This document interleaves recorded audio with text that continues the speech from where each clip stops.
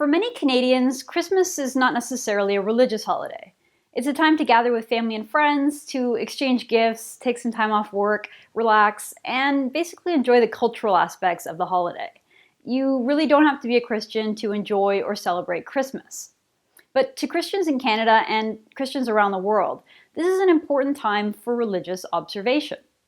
In much of the world, however, Christians just don't have the luxury, they don't have the freedom to celebrate Christmas.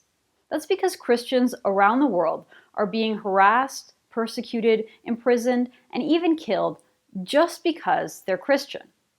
According to a recent Pew Research study, Christians in 52% of the world's countries are discriminated against or mistreated in some way.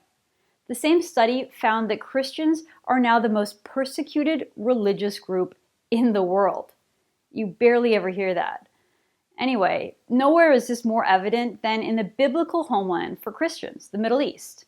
Over the past century, millions of Christians have been killed and driven away by hostile governments and by aggressive insurgencies.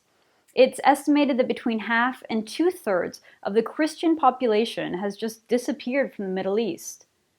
At the end of the First World War, Syria's Christian population made up about 30% of the country's total population. There was a vibrant Christian community, and they were safe and protected in Syria. Well, today the number of Christians in Syria has dropped from 30% down below 9%. And given the ongoing crisis in Syria, I wouldn't be surprised if the actual number today was much, much smaller. In neighboring Iraq, the Christian population likewise fell from 1.2 million people in just 1990, 25 years ago, to less than 200,000 today. The number of Christians in Iraq and Syria both continue to decline thanks to the ongoing genocide at the hands of ISIS.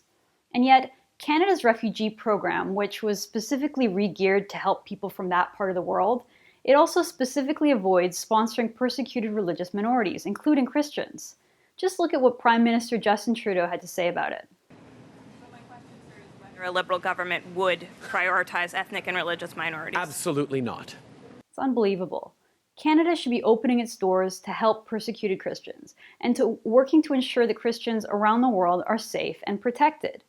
Because the Islamic State is not the only radical Islamist group that's carrying out mass atrocities against Christians. Look at Lebanon.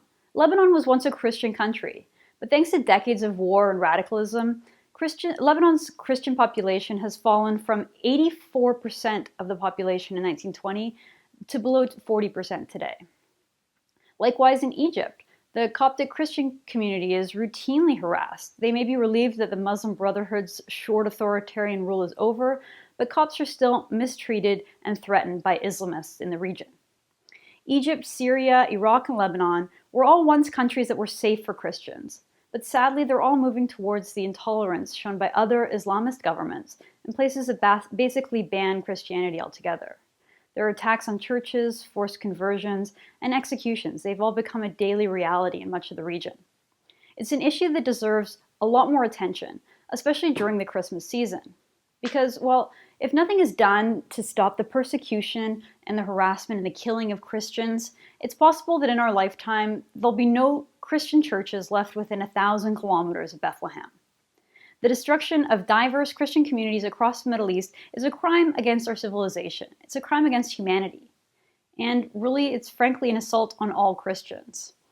This Christmas, let us pray for the safety of Christians around the world, and let us do more to ensure the survival of the ancient Christian communities across the Middle East. For the Rebel.media, I'm Candace Malcolm. Hey, thanks so much for watching. I want to know what you think. So please leave a comment in the comment section below or click one of these links for more Rebel content.